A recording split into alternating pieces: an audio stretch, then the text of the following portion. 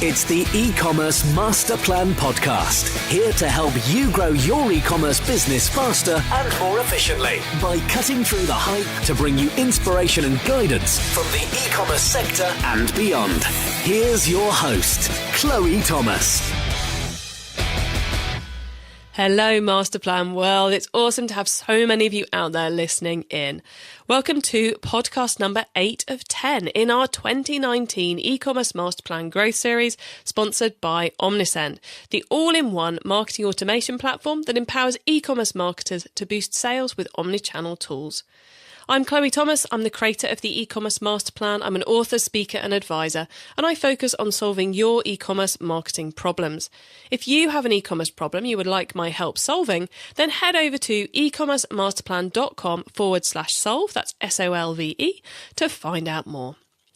Now, I know we get a lot of new listeners finding us during these January shows.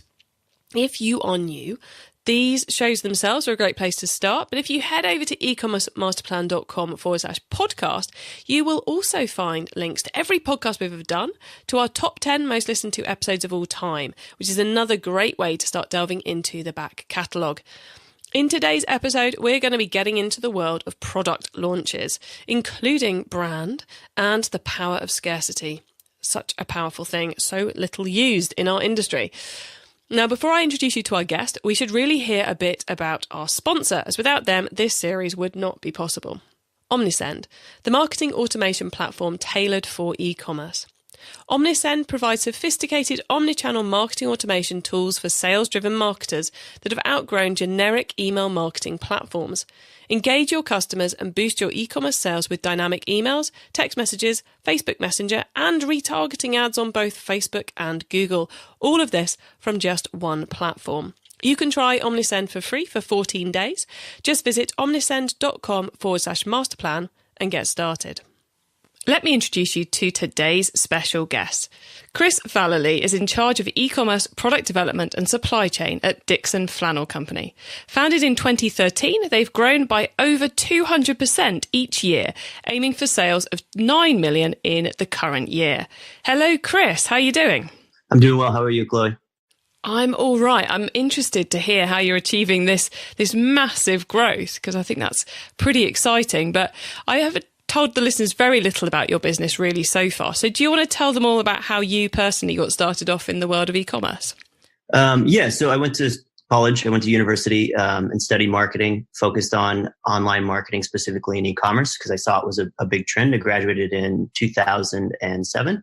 And then I've worked for a couple companies doing marketing, lived in San Francisco for a little while, and did some startup for some apps and tried to help with their marketing and social media presence. I ended up moving out to Phoenix, where most of my family lives, Phoenix, Arizona, United States. My family lives around this area, so naturally it made sense to come back. And I did some e-commerce for a large gift company that does importing and gift type items, so like mugs and plaques and things like that. And then my wife, her brother-in-law, he started a flannel company, small flannel company at the time, and he was just making flannel shirts. And then slowly but surely his business started growing and he needed a little assistance. And so he reached out to me and he said, how can you help me? I need a little help. I have my hands full. So he started his business in 2013, as you mentioned. And then about 2015, beginning of 2016, I started helping him with some e-commerce stuff, product development and supply chain. Wow. So you kind of slowly moved your way into an e-commerce specialism, and then your brother-in-law had started what's turned into an amazing company, and you're just lucky to get in there at the right time, I suppose. Correct. Yeah. So when he started, he was doing everything from developing to shipping to building the brand. And then as the business grew, it just became too much. And so he now has 6 employees and I then help him on the side. So I make number 7. So we do everything from flannel shirts for men, women, and youth. And now we do button-up short sleeves, t-shirts, hoodies, jackets, board shorts. We're trying to expand our product line as we built our brand. Very cool. And you mentioned there's kind of 6/7 of you. Are you doing everything in-house, or have you got some things outsourced? So we outsource all of the production. That's all done overseas. So I handle that portion of it. Anything that we do domestic, like t-shirt, we try to do as much stuff domestic as we can to offer a good quality product made in America. But because of pricing, we want to make sure we give them the best quality at the best price. And so we've tried to find people to do some of our flannel shirts domestically, but we just can't find anybody that's price competitive. So I handle all of that. And then the team, the 4 or 5 people in-house, handle all the sales. So we have wholesale and direct. And then they also handle all the logistics of like pick, pack, and ship. Got you. So is all the marketing done in-house as well then? All the marketing is done in-house, yeah. So the owner does most of our social media. And that's where we have built our biggest brand. And then I've come on and helped him and assisted him with the email marketing. So we generate most of our business through branding as opposed to selling. So we'll send out, whether it's a Facebook or an Instagram post that just talks about the brand, and we'll see a direct correlation and an uptick in sales based off of that. But then we also send out just brand emails that aren't very selling, just kind of reminders. FYI, we have a new product launch on Thursday, and we'll see sales upwards of $10,000 to $20,000 based off that promotion once the product actually launches. So you do quite a bit of pre-warning of exciting things coming up. Correct. Yeah. So our business model, which I probably should have said in the beginning, what we found success with is we develop a flannel or a shirt or a board short, and we offer limited edition on every product. So nearly every product, I should say. There's some things that are staples like socks and hats and things that we continue to bring back. But the majority of our products, 95% of them are limited edition. So we come out with one color or a design or a pattern. We run a production of it once. And depending on what we're forecasting, numbers could be anywhere between 1,000 to 7,000 pieces of a particular color. And when we launch that color, we give the people a warning that this is available now. It will launch at 5 p.m. on this day or whatever time we decide. And then we generate buzz through branding, through social media, through emails, and we get the customers to engage with it and get interest. And then at 5 o'clock, when we release it, we see a huge uptick in sales. Similar to flash sales, but they're not really a flash sale. It's more of like a flash promotion. And we've luckily had some great success with them. So we've almost trained the customer to come on at 5 because they don't want to be disappointed when they get on at 7 p.m. and the product is already sold out in their size. So that consistency of it's always at 5 o'clock really helps. We've been testing 5 o'clock recently, and that has helped. Previously, we were doing 8 a.m.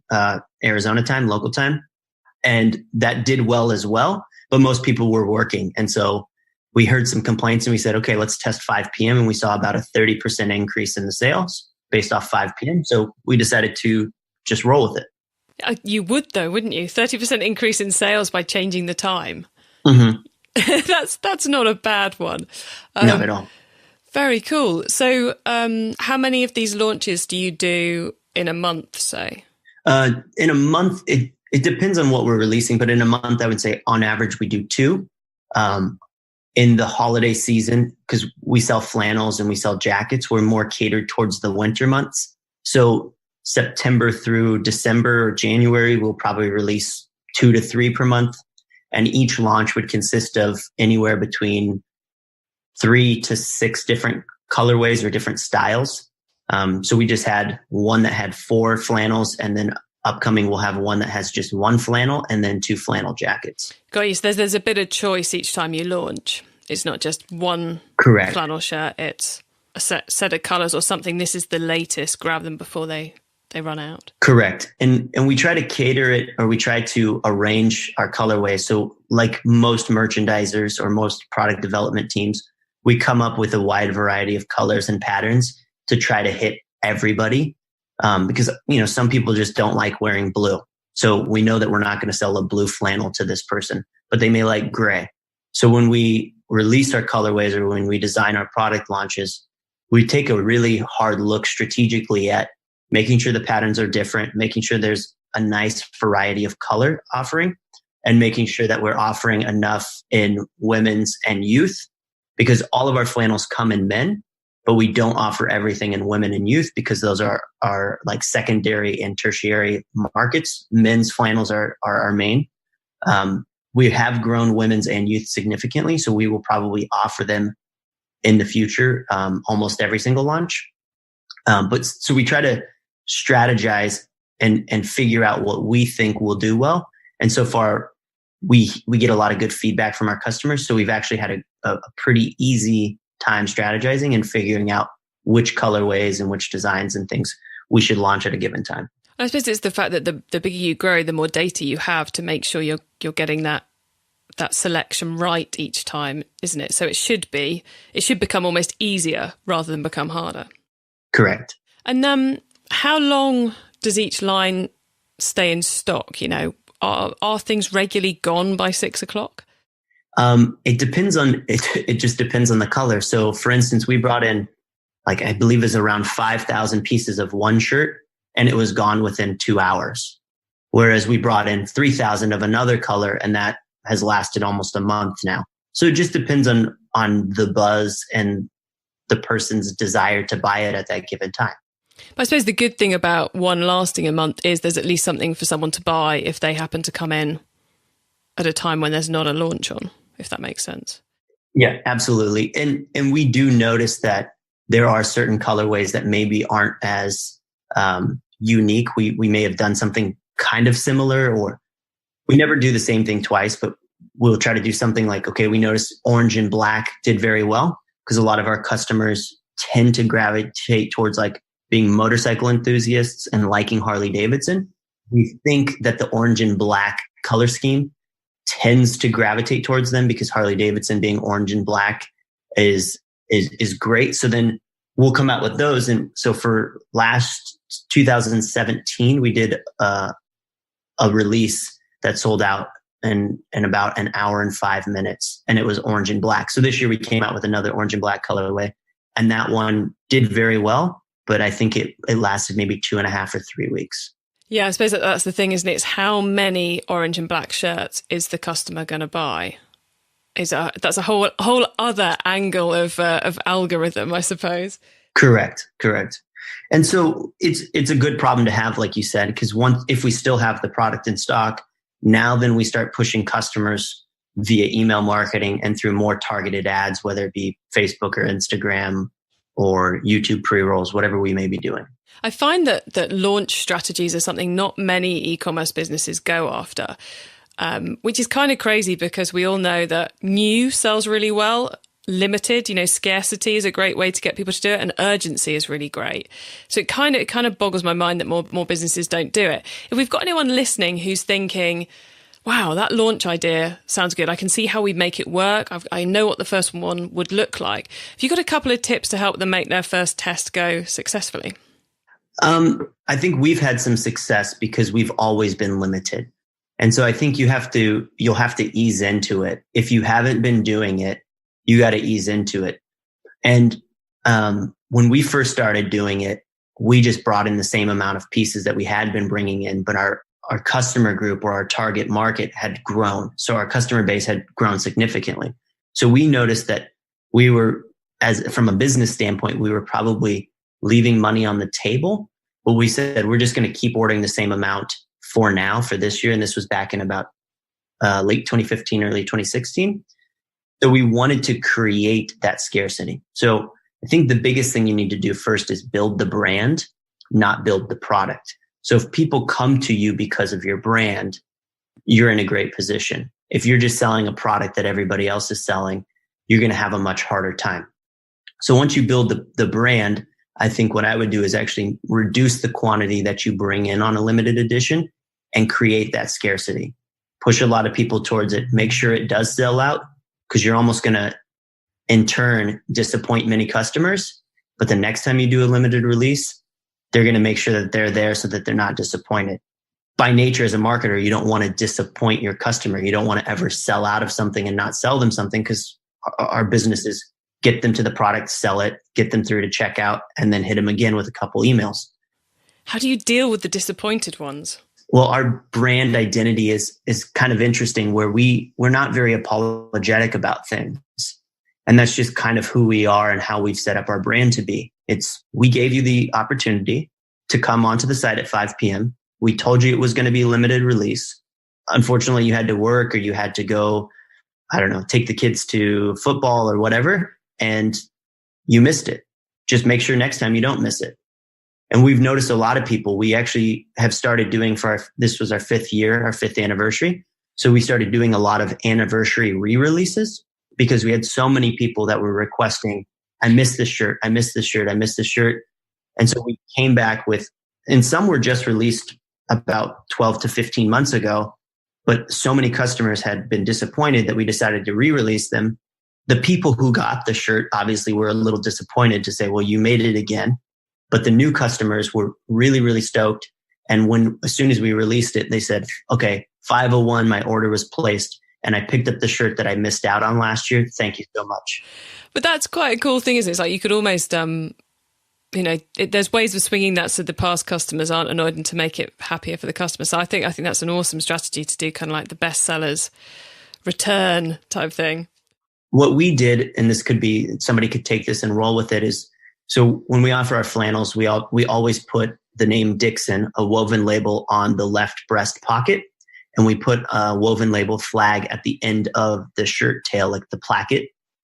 And so what we decided, and then we do some things with buttons or snaps, and we can do custom tooled coloring. If you go to our site, you can see what I'm talking about. And so what we did is we changed the tags. And so instead of doing black snaps, we did black buttons, or we'll do vice versa. We did buttons this year. When we do the re-release, we'll do them with like pearl snap, almost like a Western style shirt. And so we do mix it up. And so we actually have like hundreds or thousands of people that bought both of them because they said, well, I like this color so much, I wanted it with buttons, or vice versa, I wanted it with snaps. Nice. So it's the same colorways, but it's same cloth rather, but it looks different. Yeah. Accessorized with different things. Very cool. And something I didn't ask you earlier, but which I know the audience will be interested in, is obviously if you're suddenly getting that volume hitting the site, obviously you've got the stock there, I'm assuming you've got the warehouse set up and ready to ship that quite fast. But how do you cope with the hosting side of it? What are you doing? What platform's your site on? How are you dealing with that sudden surge in orders coming through? Yeah, so we use Shopify, and Shopify has been really good to us. And we will, at times, we'll reach out to them and let them know. But we've been doing it so often that they just know. They handle all of the like cloud servers and computing. They just handle the traffic flow. We have had some issues with Shopify not holding the items in the cart long enough. So the items will basically get stolen from somebody's cart while they shop. And so what we've done is we've tried to train the customer and educate the customer to say, get on the site 5 or 10 minutes before, do any shopping that you want to do prior to the release for items that are already existing, get them in your cart, and then the new items that we are going to launch, jump in, add them to your cart, and then proceed straight to checkout. So you ensure that you're not wasting time while everybody else is checking out. You can make that quite clear to them though, can't you? It's like, if you don't check out, it's not yours. It's not yours until you check out. It's not yours until the credit card is processed and the order is complete. Yep. I think that's one of the things which Shopify is pretty awesome for, is dealing with the hosting, so you don't really have to worry about it. You can have those surges and everything's there ready to deal with it. Whereas if you're on your own hosted site, you've got to be buying extra black box space and all the rest of it, which can be it's just an extra nightmare you don't really have to want to worry about. Correct. Yeah. And we haven't had any issues with them yet. In some of my previous experiences, my previous jobs, we had that same problem that you alluded to, where we would launch something and then we'd have to spin up a cloud server, and just the extra cost and the headache of the site slowing down. Shopify covers all of that, and it's worth it tenfold. So if anybody's looking for a hosting site or looking for an e-commerce site, definitely recommend Shopify. And if anyone is, please head to ecommercemasterplan.com/Shopify, where you can hear lots of stories from other happy Shopify customers who've been on the podcast and what they're doing and how they're using the platform. But you can also get a link through to a great deal on getting your hands on Shopify. Okay, right. Chris, we have mentioned a couple of times email, and I know email is one of the things you do a lot of in the business. So how have you used email to really push the sales in and around your launch activities? Yeah, so we actually just started doing email promotions around August. So previously there was another guy at the company who left to go do something else, and he was using another platform that he just had experience with and he liked, and I didn't really like it. And so we stopped using them, and I was on the search to find somebody else as I was taking over this. And I did just some Google searches and some reviews, and I ended up landing on OmniSend, which has integration directly through Shopify. So I reached out to the OmniSend guys, and they were great. They answered all my questions. They gave me some great feedback. They gave me a bunch of tools. And so we ended up doing that, and we started rolling out, and we just did some basic promotions.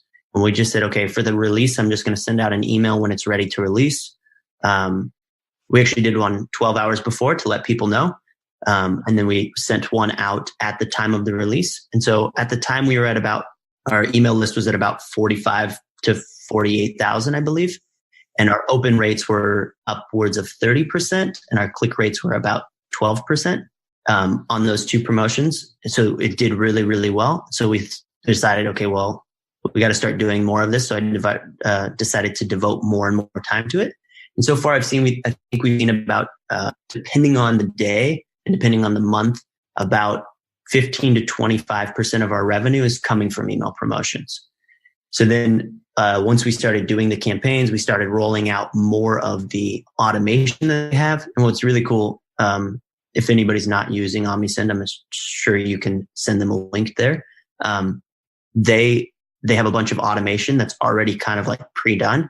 And so I just jumped in, modified the templates, which are really easy, put all of our information in there, like our Facebook, social media stuff, and then just set up their automation. So like abandoned cart, we have an automation for that sends out 3 emails, and I just used their timing structure. I didn't mess with it at all. And it's generating a good amount of money per month for us that we weren't getting previously. I can never quite decide. Maybe you can answer this one for me even. When you have those templated campaigns, whether it's the not having to think about it, that's the great thing, or whether it's there's already something set up, so I'm just tweaking some boxes. And I think sometimes it's just the mental bit. It's the mental block of, oh my God, the big white empty campaign and I've got to do abandoned baskets. But if someone's gone, send this in this time span, it's like, oh, that's so much easier. Have you found that it's that mental block, or that it's the practicalities of it being there that's been the most useful for you? I think it's both. I think when you're looking at that blank white space, you start thinking of all the different ideas that you can, and you almost get into that analysis paralysis where you just get stuck. Whereas once they have it set up and they've said, okay, we're going to send one after 1 hour, then 12, then 24, you kind of just go in and modify and adjust it. And then you set it and almost forget it. And just, if you're driving people to your site, the automation is going to work. And of course, the great thing about being fully integrated with Shopify is I'm guessing you get all that good personalized content in those emails too, of what they've actually put in the basket to make sure they go back and make the purchase. Yeah, absolutely. So we'll do some campaigns going back to the launch. We'll send the launch, and then we'll set up a campaign afterwards for the items that don't sell out. So if we have a particular colorway, one of the first ones that we had was called the Outlaw, which is just a straight black. It's a flannel, but it's solid black.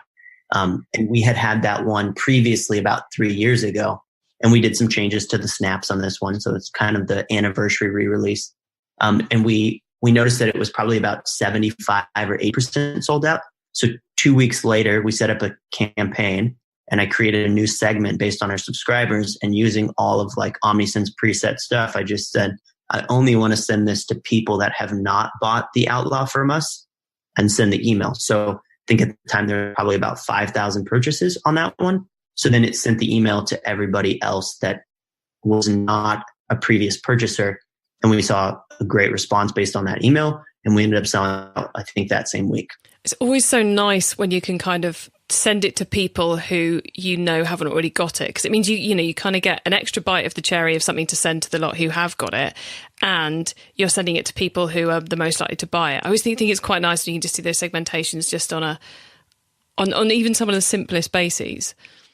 Correct. Yeah, because a lot of the other softwares that I had used in the past, they had that option, but it was very, very difficult.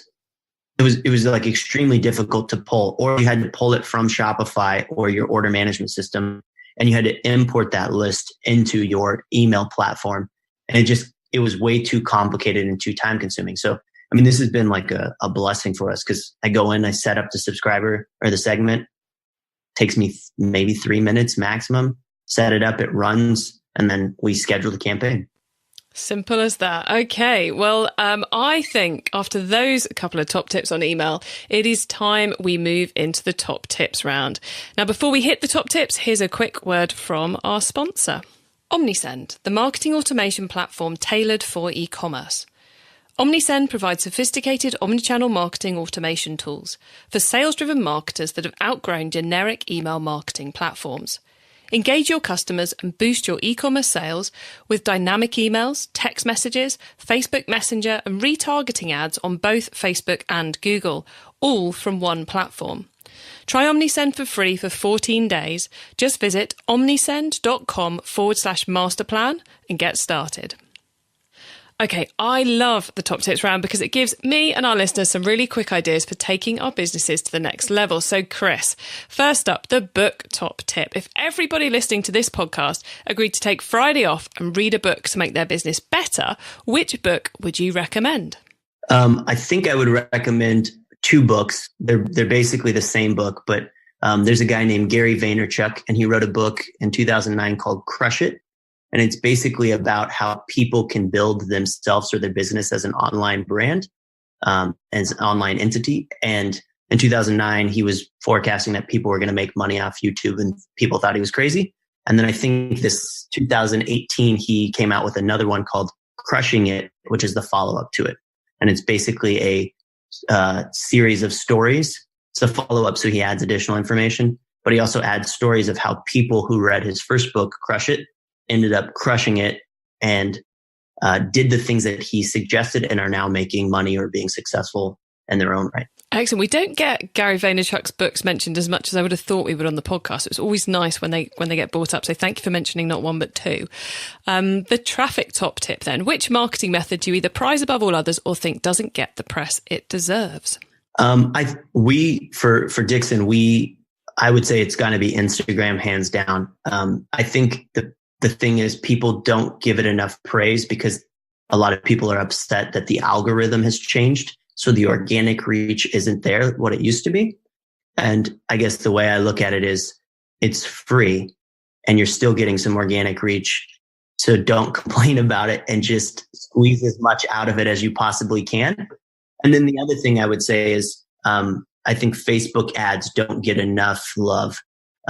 They're relatively cheap when you consider compared to other marketing mediums, and the engagement rate and the fact that you can actually segment so specifically based on like people's income, their interests. That tool is outrageous. There's plenty to keep everyone busy. Okay, the tool top tip then. Maybe a collaboration tool, a social media plugin, a phone app, or just a way of working. Chris, is there a cool little tool you use that makes you and your team more efficient from day to day? I think the tool that we use, we actually use a lot of just messaging like SMS. So I work remote in Phoenix. The warehouse is in Tempe, Arizona. Our graphic designer is in Salt Lake City, Utah. So we use a lot of text messaging back and forth, screenshots of things. And then the other tool that we use a lot is Dropbox. So all of our designs are put on Dropbox and we collab and share and comment on things. And that's kind of how we keep our workflow going. Nice. And then the growth top tip. If you met someone today who's focused on growing their e-commerce business from 100 orders per month to 1,000, what would be your number 1 tip for them? My number 1 tip would be focus on your brand, not sales.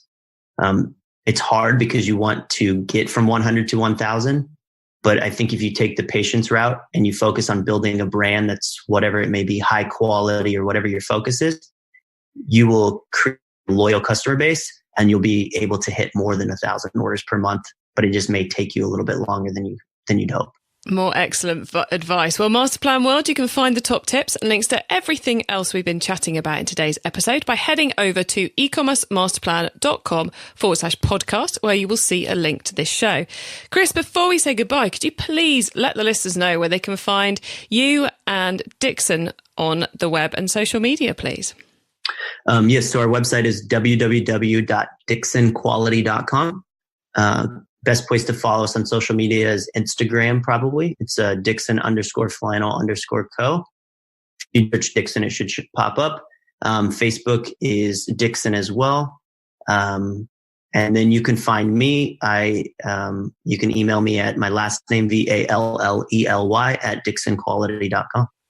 Excellent. We should probably say that Dixxon has 2 X's, doesn't it? Correct, yeah. Dixxon quality.com. Thank you. That's all right. I just thought, I'm sure people will Google and find it okay, but it's 2 X's, people, if you want to make sure you go there right place first time. Okay, I'll add links to all of that and everything else we talked about today in the show notes. Masterplan World, you can find all that at ecommercemasterplan.com/podcast, or head to the website, click on the podcast tab, or use the search box. Chris, you've been an absolute star telling us about how you're using both email and those awesome launch tactics that you've got your customers champing at the bit for. So thank you very much for being on the podcast today. It's been brilliant hearing from you. My pleasure. Thank you for your time, Chloe. So I think 2 key lessons to take out of, I suppose 3 actually, to take out of that session there with Chris. The first being, have a think about launch strategies.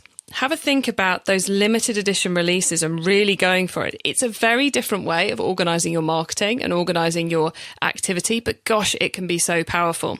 Simply because it is that psychological catnip of urgency, scarcity, and all the rest of it bundled into one. Secondly, I guess simplifying your platforms. If you have platforms that do the things you don't want to have to worry about for you, they do the complex techie stuff, they worry about the hosting, they sort out whether X or Y should be integrated with this, and they make it so easy, as Chris was saying, to do your emails.